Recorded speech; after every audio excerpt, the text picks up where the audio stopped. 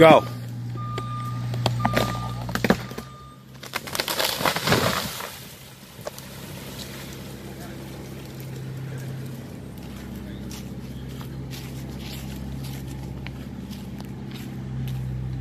All right. Cleared the dogwood.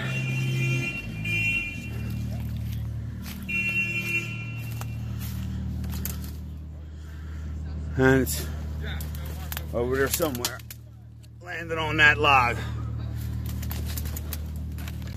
Landed out there perfectly right on top of this log here. Right in the middle of the yard.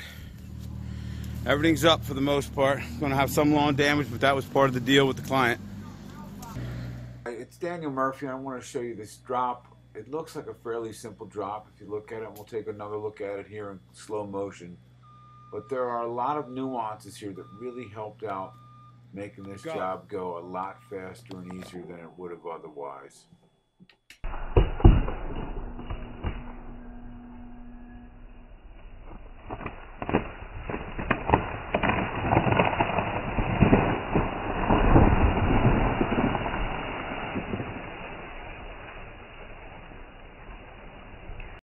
The tree is close enough definitely to hit the house, and there's a dogwood tree right by the front corner of the house. And then look at this dead top. It's been dead quite a while, no little sticks at all on it. Look at how high that rope is going through one of those top crotches.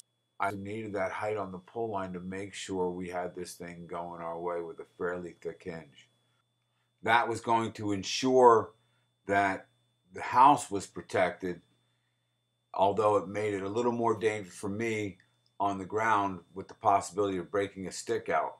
So that's why I wanted to not be at the base of the tree during the falling process. I wanted to pre-cut the notch and the back cut to set up that hinge perfectly. That's where having confidence in your falling skills and really honing your skills so you know you can trust the cut you make and step away from the tree is so crucial. A lot of guys are going to want to stand right at the base of that tree and cut and pull, cut and pull until the tree starts to move. Well, it's when that tree starts to move that there's a good possibility that something's going to break out of the sky and come falling at your head. So this is a much safer way of handling a dying tree where there's so much dead up in the top of the tree.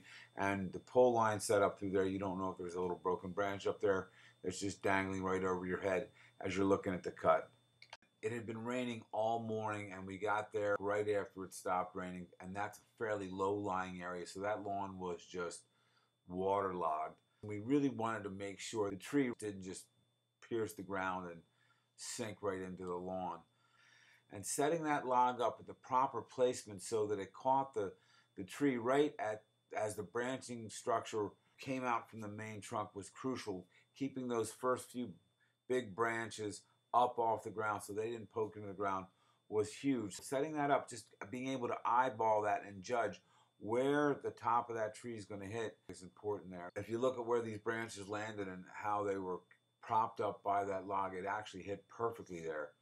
Two skills involved to make this job safer and faster and easier.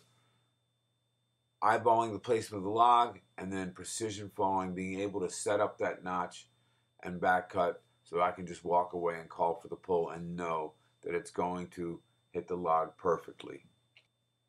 This still shot was taken an hour and 43 minutes after the fall.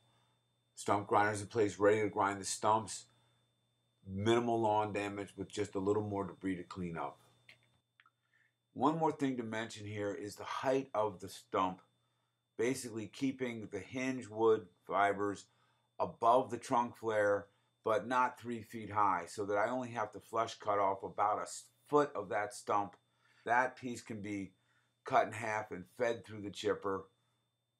That may seem like a very minor point, but the whole purpose of this video is to show how every little detail can be set up to your advantage to make a job like this in total go much faster, safer, and easier. Thanks for watching. Daniel Murphy. Hope it helped.